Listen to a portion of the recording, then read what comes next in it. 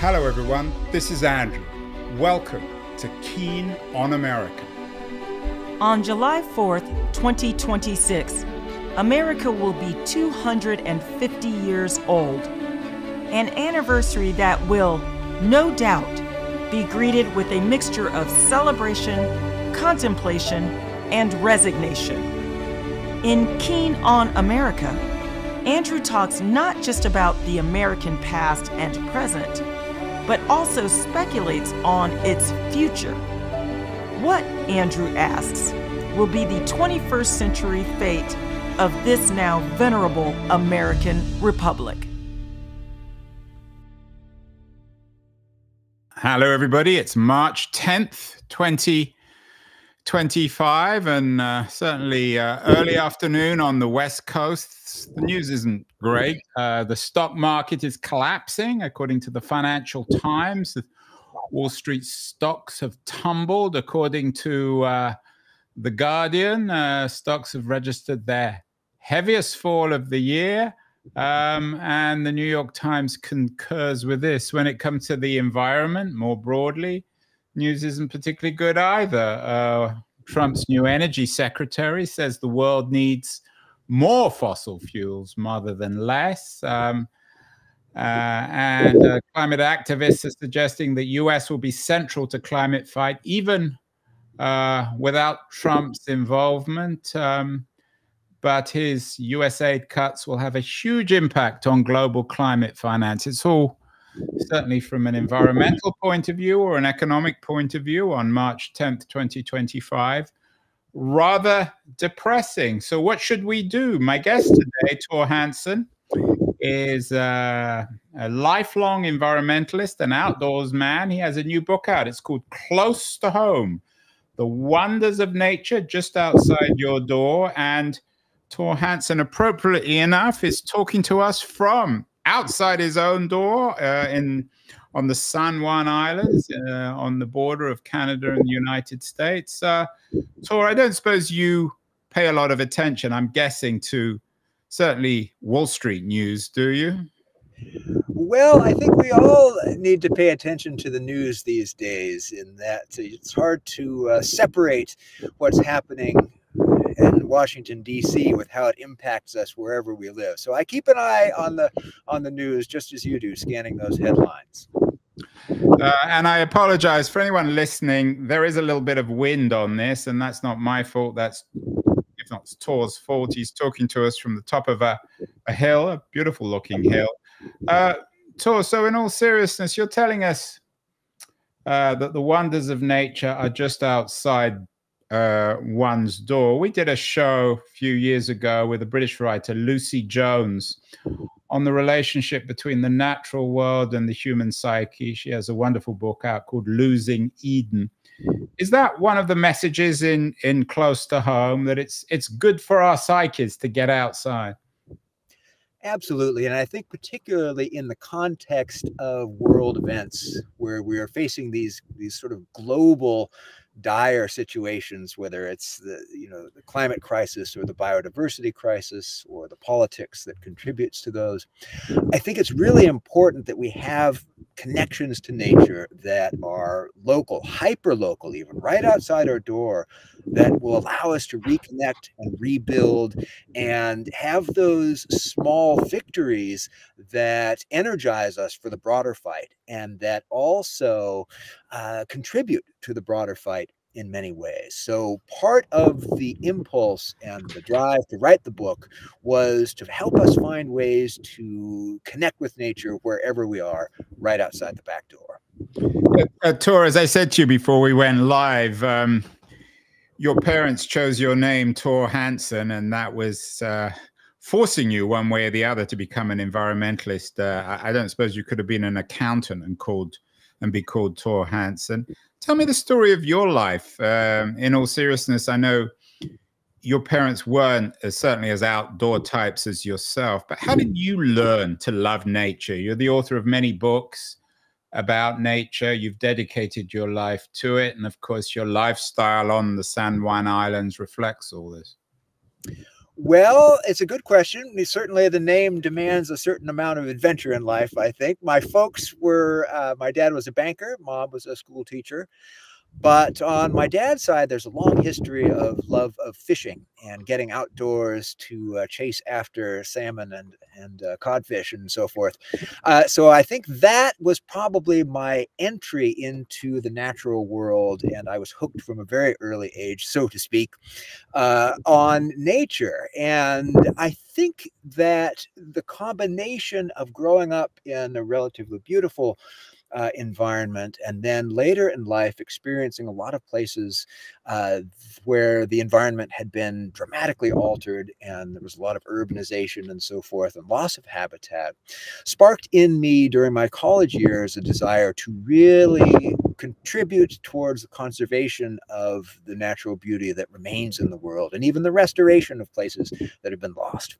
And so that set me on a career in conservation biology that took me around the world, studying everything from mountain gorillas in Uganda to songbirds and trees in the tropics of the Americas, and really instilled in me that desire to do research that would contribute toward conservation efforts everywhere.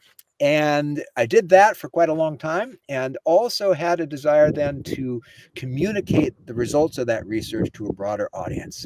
Because I think for any scientist, you could list a number of experiences where you see these wonderful discoveries or innovations in science that never really make it beyond the relatively limited audience of peer review and scientific journals.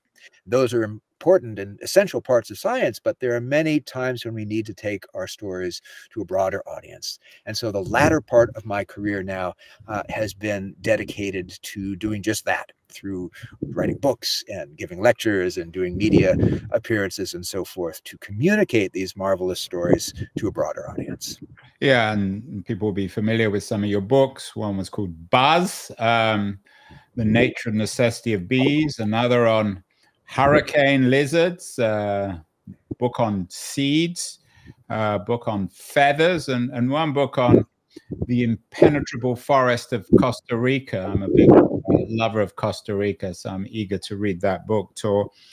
Tell me a little bit about where you live. You're on the San Juan Islands. In your bio, you're referred to as somebody being from the Pacific Northwest. When we think about the Pacific Northwest, we think about nature. What's it like on the San Juan Islands? You're talking to us now from it, from a hilltop there. We can see the background of a big sky. I'm guessing it's hard not to wonder at nature if you step outside your front door, Thor. Certainly, I have the advantage of living in a very rural place, and at the same time it's one that is surrounded by a rapidly growing human population. We're not too far from Vancouver, British Columbia, or Victoria, British Columbia, or Seattle and Tacoma, Washington, and other large and growing cities. So it's a place where we have natural beauty, but we also can see it changing, and we know that it's under threat, and we are losing species from our environment. We have threatened populations of killer whales and diminished populations of the salmon that they feed upon. So I think the environment is on people's mind here, on a pretty regular basis. Even for folks who may not consider themselves environmentalists, they're probably aware of the changes taking place in this environment. So it is a beautiful place, but one that is also changing and under threat.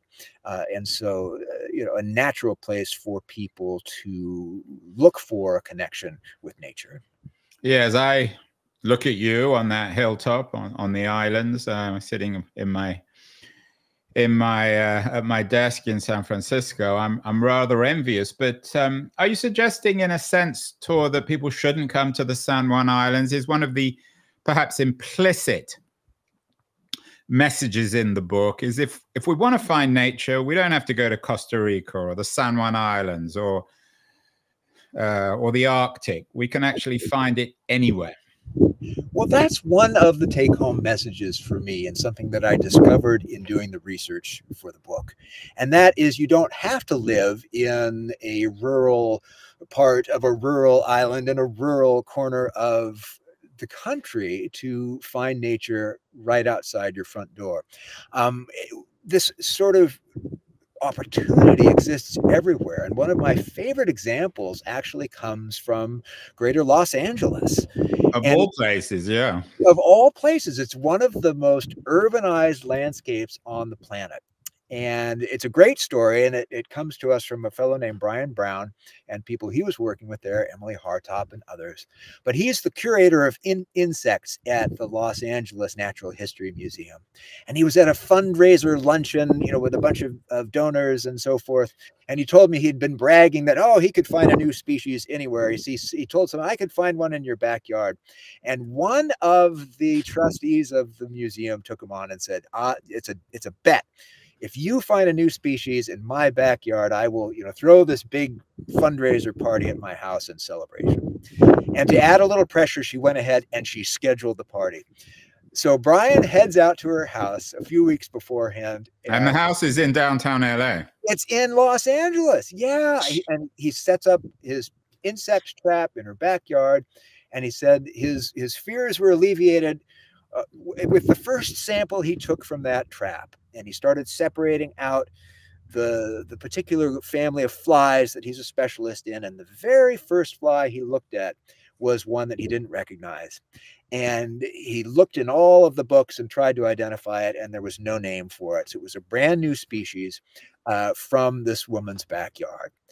And so he won the bet. But even more importantly, it was the basis for this new research program, realizing that there's a lot of biodiversity in the backyards of Los Angeles.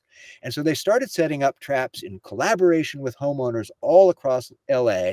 And to date, they've already found more than 50 new species, undescribed, unknown to science, just looking in people's backyards. So I think that sort of opportunity to be amazed and to discover new things occurs in any neighborhood, no matter where you live. Yeah, it's a wonderful story, Thor. Although, as you were telling it, I couldn't help thinking about the fires in Los Angeles, the fires late last year, early this year, which destroyed so much. Do you think that you can still do that in Los Angeles post fires? I mean, even with all these various environmental catastrophes that seem to be happening on a daily basis?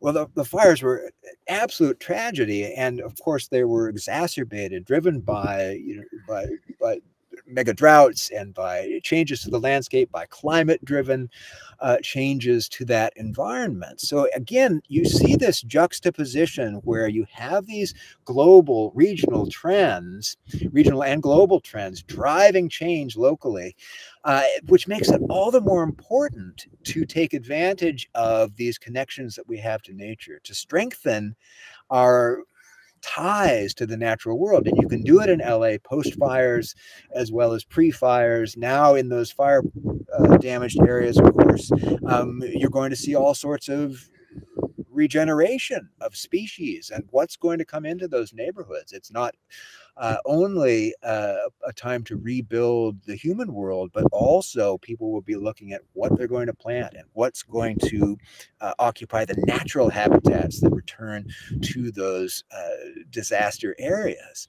So again, we live in this world where we have, cognitive dissonance. We have big global trends that we feel helpless against, which makes it all the more important to connect and have those local victories that we can really take heart in. Tor, it's interesting you use the word regeneration of nature.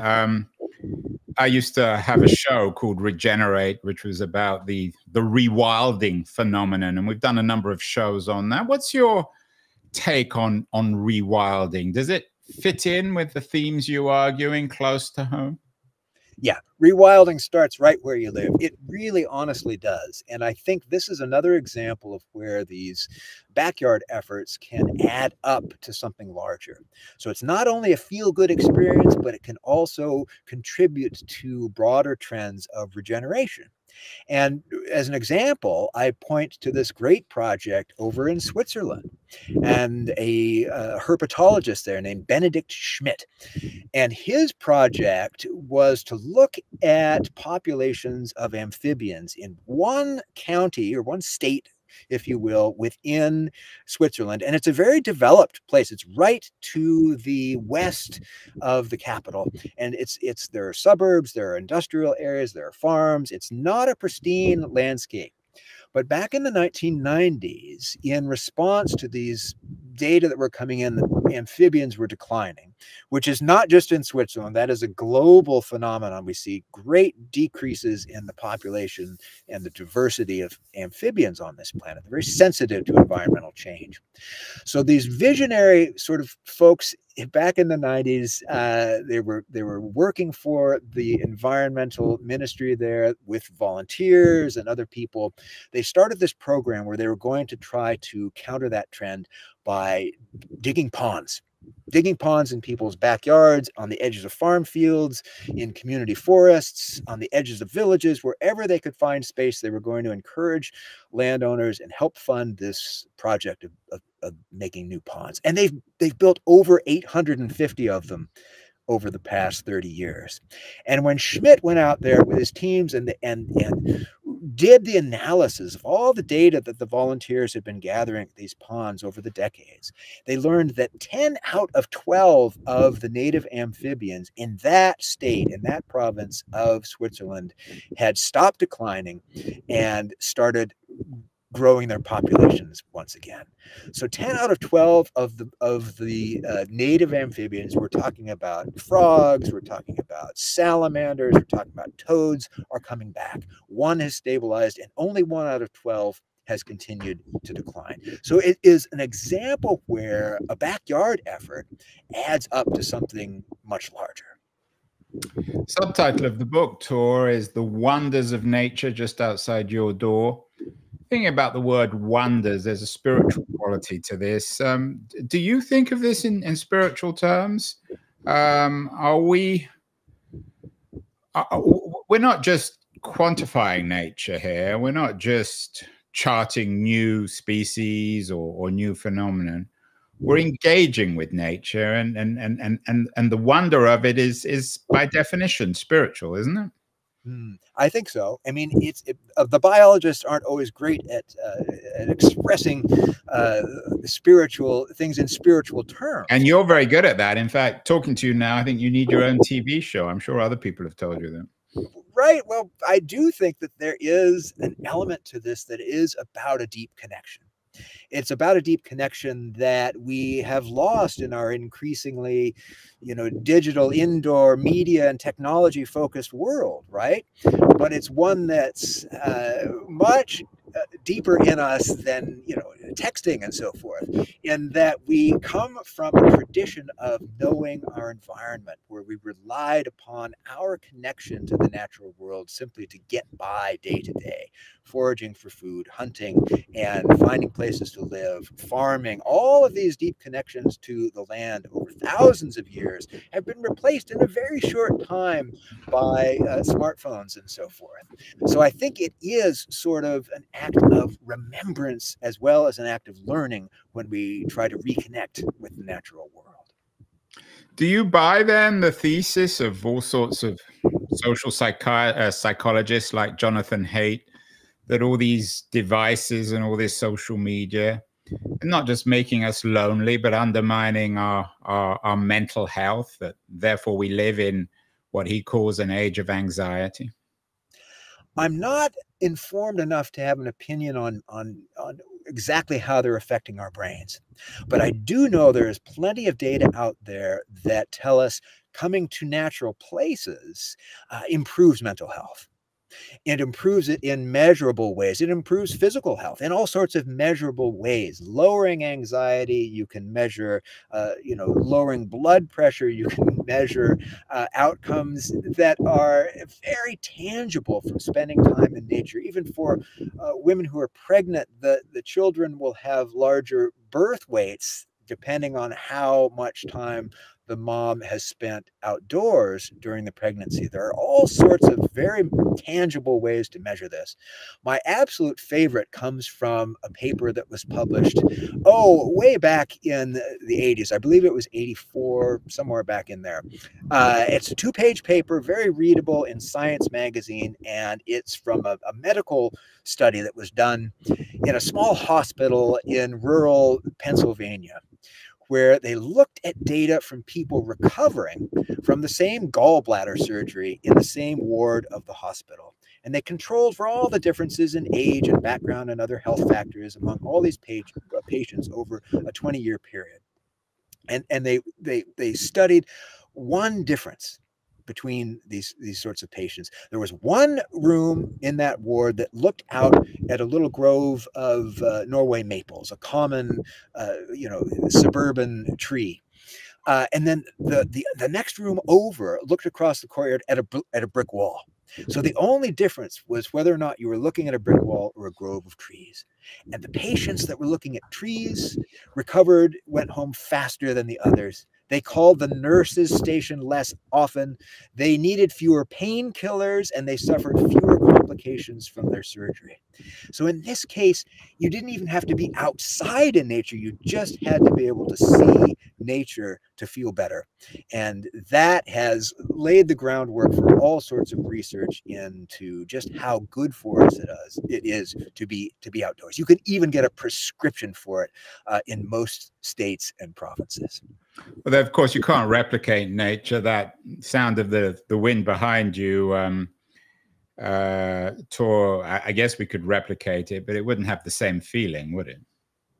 Right. There's something to our physical connection to an outdoor space. And it doesn't have to be a remote hilltop like this. It really, it can be those suburban trees, it can be any outdoor space. And it's something that we used to have a lot more of just in the daily rhythm of life. If you were walking, to the grocery store in a city, or you're out in the back courtyard hanging the laundry, all sorts of little sort of interstitial spaces in our lives were filled with outdoor experiences. Many of those things have been replaced by indoor experiences. Now we order things and they're delivered. Now we throw the laundry in the washer right there in the house, and dryer and so forth. So our time outdoors has been restricted. And I think when we can get back outside, even if we're in a very urban environment, those times outdoors in nature will absolutely benefit health, mentally and otherwise.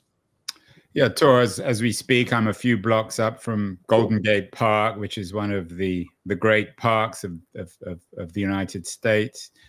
Is one of the arguments in Close to Home a defense of parks, of public space where people can wonder at nature without necessarily having to go up to the San Juan Islands? Exactly, precisely. These green spaces are vital in wherever people live, and we become a more urban society. So those urban green spaces are of huge importance. And there's a social justice element to it as well, in that we tend to have a lot more green spaces in the wealthier parts of cities than in. Well, that's certainly true in San Francisco. Yeah, so anything to bring more green into the city in general is going to benefit people from all walks of life.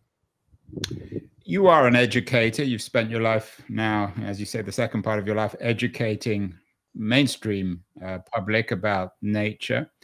The book looks to me as if it's designed for educating children. Is that a particular focus of your work and your thinking? Are children, so to speak, more susceptible to your message than grown-ups, or are we all open to this? Well, I think everyone is open to it. And I try to write the books to a very broad audience. They are certainly accessible to high school students. I know they have been used in high school courses as well. When I'm speaking to younger kids, I have done several children's books that are really focused on, 4, 5, 6, 7, 8-year-olds and so forth. And so I do spend time trying to communicate in that fashion as well. And again, I mean, in some ways it's not hard because we're born to this in a sense. I mean, you go try to find, a pair of pajamas for your toddler that it's not covered with animals. Of course they're covered with animals. The kids connect with animals. It's part of what we're born to do. And so I think looking for ways to encourage that and to make those opportunities happen for kids, again, they have to be familiar with technology. That's the world they're growing up in. But to divorce them from the outdoors is a terrible thing. So you need to find pathways for both. There seems to be something natural about kids and nature. If you put kids outdoors, they'll naturally play with the soil, for example. I know we did some shows on that in my Regenerate series. Are children in that sense more natural when they find themselves in nature? They're not uncomfortable with getting themselves dirty, whereas for us grown-ups, it's a different thing. Oh, you've absolutely hit upon it. And in a sense, it's part of our conditioning as we are brought up in society, in that we learn to create barriers between ourselves and incoming information, right? We learn to block out all of the, extraneous information that assaults us all day long in the human world, right? If you couldn't do it, you couldn't walk down the street because you've got signs and you've got music and you've got cars, you've got traffic noise, you've got, your cell phone is ringing, someone else's cell phone is ringing, there are newspapers, there's media everywhere. If you couldn't block it out and focus on your own day, you'd never get anywhere. So it's a sensory disorder if you can't block it out. But the trouble is, of course, when we build up those barriers, they block out the sound of the wind, they block out the call of the warbler, they block out the beauty of nature just as well as they do the rest of it. And so kids have yet to build up all of those barriers, right? They're still in that process. So they see more in nature, they hear more in nature. I tell people all the time, if you want to go out on a nature walk, don't take field guides, take a child. Take a child. Borrow one if you don't have one. In that they one. They will see more, because not only are they down lower to the ground, but they haven't blocked out as much information as we have. And I have time and again been amazed by the things that kids find in nature that the rest of us have been stepping over. They see the spider egg sacs and the frog eggs, and they find the little insects in the soil and things that we just stride right over and pay no attention to. So they're wonderful conduits for us. And that sort of relationship, that participation with children in nature, encourages them at the same time. Yeah, you put it very well, Thor. I'm not sure if you've read Rousseau, but he, of course, is the founder of a school that suggests that modernity has essentially alienated us from ourselves. That's what you're kind of saying, isn't it? I think there's an aspect to that that's certain, in that, we have, as a species, a long history of deep connection to the natural world. And if you want an example of that, all you have to do is meet or read about people who are still living, more of a subsistence lifestyle. And you realize that their connection to the natural world, it goes way beyond even what us trained biologists have learned in a career. There is a deep, deep cultural connection there that has only recently slipped away from most of us. Yeah, it's a very interesting thesis, and I strongly encourage everyone to look at the new book, Close to Home: The Wonders of Nature Just Outside Your Door. It's filled with examples. Maybe we can end, Thor, with your favorite example from the book. It's filled with examples of what we can see just outside our door. But what's your favorite story on this? Well, it changes all the time, but one of my favorites is a project where they weren't just asking what's out there, which is the first question, but they were asking, what's it doing? And this comes to us from Barbara Klump, who is an animal behavioralist. And she started this project down in Sydney, Australia. And she put out radio advertisements, newspaper advertisements, asking the people living in the suburbs around Sydney the same question. She wanted to know if they had ever seen a parrot opening their garbage can. And over 1,300 people responded and gave her all of this data that, in fact, the parrots were opening the garbage cans. And she was able to then track this behavior as it developed from 3 neighborhoods and spread across 42 neighborhoods as the parrots taught one another how to do it and taught each other different techniques in different neighborhoods. So with the help of all these people living in Sydney, she was able to document the development of what technically is the development of a culture in these parrots as they taught one another different techniques for getting into the trash. Well, Thor Hanson, I'm going to let you go back to your natural environment on San Juan Island. You don't have to stare at a computer screen anymore. This is, I think, the first time we've done an outdoor interview, certainly with an environmentalist. Very appropriate, the medium and the message. But congratulations on the new book, Close to Home. It's a very important book, but certainly a very important message about the wonders of nature just outside your door. Thor Hanson is telling you that you don't have to go on some big nature trip to appreciate nature. So congratulations, Thor, on the new book, and keep doing what you're doing. I think it's extremely important. Thank you so much. Thanks so much for having me on. It's been a pleasure. Can I step on the sea?